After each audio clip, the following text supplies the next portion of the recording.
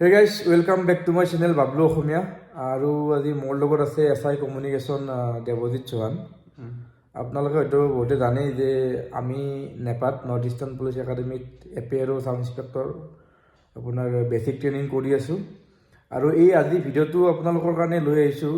ইয়াৰ কাৰণ হ'ল যে আপোনালোকৰ কাৰণে ভাল খবৰ, যিবিলাকে APR চাব ইনস্পেক্টৰত আপোনাৰ ভৰ্তি হ'ম বুলি ভাবি আছে।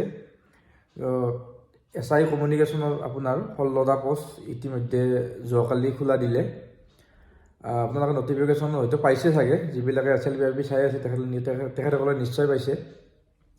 আৰু এই ভিডিঅ'টো বনোৱাৰ উদ্দেশ্যটো হ'ল যে APR বিষয়ে, APR SI কমিউনিকেশ্যনৰ বিষয়ে যিহেতু আমি কৰি আছোঁ বা মোৰো আগৰ পৰা অকণমান এক্সপিৰিয়েঞ্চ আছে APR ওপৰত, গতিকে কেইটামান জানিবলগীয়া কথা ক'ব বিচাৰিম।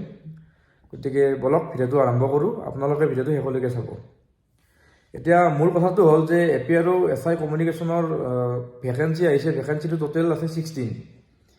ইয়াৰে আপোনাৰ 6টা আছে জেনেৰেল, আৰু আপোনাৰ OBC MOBCৰ কাৰণে আছে আপোনাৰ 6টা, 3টা আছে আপোনাৰ ST হিলছৰ কাৰণে, আৰু এটা আছে আপোনাৰ SCৰ কাৰণে।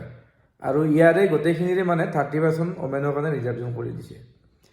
এতিয়া কোৱালিফিকেশ্যন APR চাব ইনস্পেক্টৰৰ কাৰণে কি লাগে এইটো আমাৰ দেৱজিৎ চৌহানে ক'ব। আমাৰ দেৱজিৎ চৌহান আমাৰ যোৱাবাৰ যিটো 2022ত APR চাব ইনস্পেক্টৰৰ ভৰ্তি লৈছিলে, সেইটোত আপোনাৰ দেৱজিৎ চৌহান টপাৰ আছিলে আমাৰ।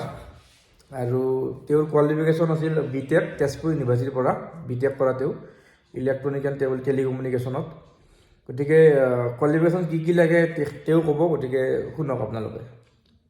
কোৱালিফিকেশ্যনটো মানে ইয়াত BSc হ'ব পাৰে বা BTech বা MCA। খালি BSc ইলেক্ট্ৰনিক্সৰ লয়, কম্পিউটাৰ চায়েন্সৰ, নহ'লে IT। আৰু ডিপ্ল'মা হ'ব পাৰে। ডিপ্ল'মা এনেকৈ 3 year ডিপ্ল'মা হ'লে 2 বছৰ এক্সপিৰিয়েঞ্চ লাগে। আৰু MCA BCA বুলি দিয়া নাই, MCA হ'ব লাগিব। আৰু BTech তেনেকৈ কম্পিউটাৰ চায়েন্সত হ'ব লাগিব, IT আৰু ইলেক্ট্ৰনিক্স আৰু ইনষ্ট্ৰুমেণ্টেশ্যনতো হ'লে হৈ যায়। তাৰমানে আপোনাৰ মেইন কেছটো হ'ল কি যে আপোনাৰ যিবিলাকে মানে ডিপ্ল'মা কৰিছে 3 yearsৰ, তেখেতসকলেও এপ্লাই কৰিব পাৰিব, কিন্তু তেখেতসকলক মানে 2 বছৰ এক্সপিৰিয়েঞ্চ লাগিব।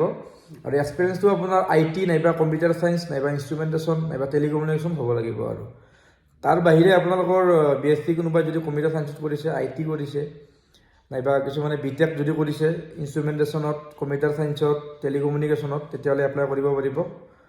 আৰু সেইটো হাই ছেকেণ্ডাৰী কিছুমানে হয়তো BSc IT আমি দেখোঁ কিছুমানক মানে কি কেতিয়াবা কিছুমানে আৰ্টছত পঢ়িও হয়তো BSc IT কৰে, কিন্তু তেতিয়া নহ'ব। আপোনালোকে চায়েন্সৰ মাছবি হ'বই লাগিব, তাৰপিছতহে আপোনালোকে এপ্লাই কৰিব পাৰিব। মানে যোৱাবাৰ আমি দেখিছিলোঁ আমাৰ পাৰত মানে এনেকুৱা বহুত হৈছিলে, কোৱালিফিকেশ্যন নাই কিন্তু সিহঁতে এপ্লাই কৰি দিছে, পিছত কি হৈছে ৰিজেকশ্যন হৈছে। গতিকে পিছত আপোনালোকৰ প্ৰব্লেম হ'ব। গতিকে এতিয়াই সেইখিনি বস্তু জানি ল'ব, নটিফিকেশ্যনটো ভালকৈ চাই ল'ব। নটিফিকেশ্যনটো আজি মই ইয়াতে দেখুৱাই দিয়া নাই বাৰু, আপোনালোকে চালে নিশ্চয় গম পাব।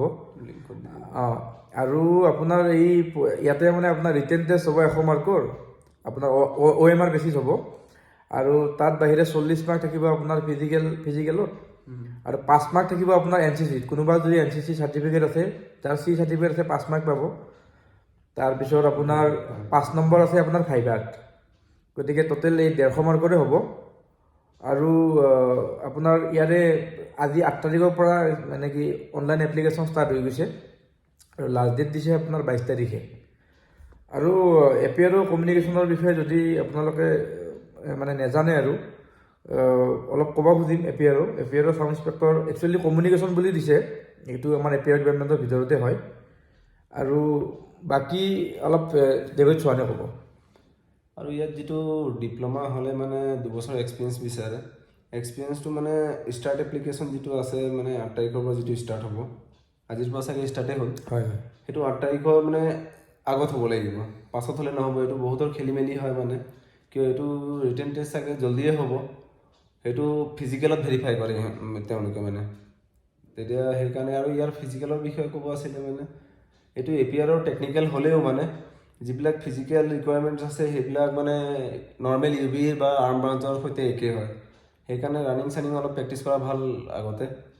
আৰু লং জাম্প আছে আৰু ৰানিং আছে। তো সেইবুলি এইবিলাক আগৰ পৰা প্ৰেক্টিছ কৰিলে ভাল, কিন্তু এইবিলাক পৰীক্ষা মোক লাগিছে জল্দিয়ে হ'ব। কি অলৰেডি আমি SI ছাব ইন্সপেক্টৰ কমিউনিকেশ্যনৰ হয় আমি ট্ৰেইনিং কৰি আছোঁ তথাপিও এইটো পোষ্ট ওলাইছে মানে ৰিকুৱাৰমেণ্ট আছে ডিপাৰ্টমেণ্টত নিশ্চয় আছে। তো সেইকাৰণে যদি আপোনালোকে ভাবিছে মানে গ'ল্ডেন অপৰচুনিটি হয় 16টা পোষ্ট আছে তেতিয়াও কি হ'ল মানে বহুত কম্পিটিশ্যনটো কম হ'ব ইয়াতে পিয়াৰত কিয় এইটো স্পেচিফিক ব্ৰাঞ্চৰ হয় নহয় সেইবুলি প্ৰিপেৰেশ্যন কৰা ষ্টাৰ্ট কৰি দিয়ক আৰু যদি প্ৰিপেৰেশ্যন কৰি আছে তো ৰানিং আৰু মানে লং জাম্পো ষ্টাৰ্ট কৰক ৰানিং আপোনালোকৰ 1600 মিটাৰ দিব আৰু আপোনাৰ লং জাম্প আছে গতিকে ইমান এটা টান নহয় ৰানিংটো ছাফিচিয়েণ্ট সময় পায় লং জাম্পৰ কাৰণেও ঠিকেই আছে মানে গতিকে আপোনালোকে ৰিটেনত বেছিকৈ নম্বৰ পায় নহয় তেতিয়াহ'লে মানে কিছুমান যদি দুৰ্বল থাকে ৰানিঙত তেতিয়াহ'লে পোৱাৰ কাৰণে সক্ষম হ'ব আপোনালোকে আৰু বাকী মানে কি বাকী ডিটেইলছৰ ভিডিঅ' আদি বনাব খোজা নাই মানে কি পঢ়িব লাগে কি এনেকৈ কৰিব লাগে নেক্সট আমি ভিডিঅ' এটা বনাম ভালদৰে আজি জাষ্ট আপোনালোকৰ ইনফৰ্মেশ্যনটো দিয়াৰ কাৰণে মানে এইটো ভিডিঅ'টো বনালোঁ আপোনালোকে ভালকৈ এতিয়াৰ পৰাই ষ্টাৰ্ট কৰক কাৰণ ইয়াতে একচুৱেলি কেণ্ডিডেট অলপ কম হয় কাৰণটো অলপটো গমেই পাইছে যে এইটো আপোনাৰ জেনেৰেল কেটেগৰীত নপৰে স্পেচিয়েল কোৱালিফিকেশ্যন দিয়া আছে যাৰ ফলত মানে কি হয় কেণ্ডিডেট বহুতেই কম হৈ যায় মানে গতিকে আপোনালোকে অলপ ৰিটেনটো ভালকৈ গুৰুত্ব দিয়ক আৰু ফিজিকেল আজিৰ পৰাই চেষ্টা কৰক নিশ্চয় ভাল হ'ব আৰু কোৱালিফিকেশ্যনটো ভালকৈ চাই ল'ব আপোনালোকে এনেই এপ্লাই কৰিলে পিছত প্ৰব্লেম হ'ব পাৰে আৰু বাকী আপোনালোকৰ যদি কিবা জানিব লগা থাকে কমেণ্ট কৰি জনাব আৰু মই ইনষ্টাগ্ৰাম লিংকটো আপোনালোকক দি দিম তাতে আপোনালোকে মেছেজ কৰি সুধিব পাৰে বাকী কিবা আৰু যদি বিশেষ থাকে নিশ্চয় তাতে জনাব এনচাৰ দিব চেষ্টা কৰিম আৰু ইয়াৰে প্ৰিপেৰেশ্যনৰ ভিডিঅ' এটা আমি আনিম নেক্সটত কেনেকৈ কি কৰিব লাগে চিলেবাছ কি আহিব কি এনেকৈ কি কৰিব লাগে সেইটো বনাই আছোঁ অতি শীঘ্ৰে বনাম আৰু গতিকে ভিডিঅ'টো চাই থাকিব আৰু যদি ভিডিঅ'টো চাই ভাল পাইছে তেতিয়াহ'লে লাইক কমেণ্ট এণ্ড শ্বেয়াৰ কৰিব নাপাহৰিব অল দ্য বেষ্ট এভৰিৱান জয় হিন্দ জয় ভাৰত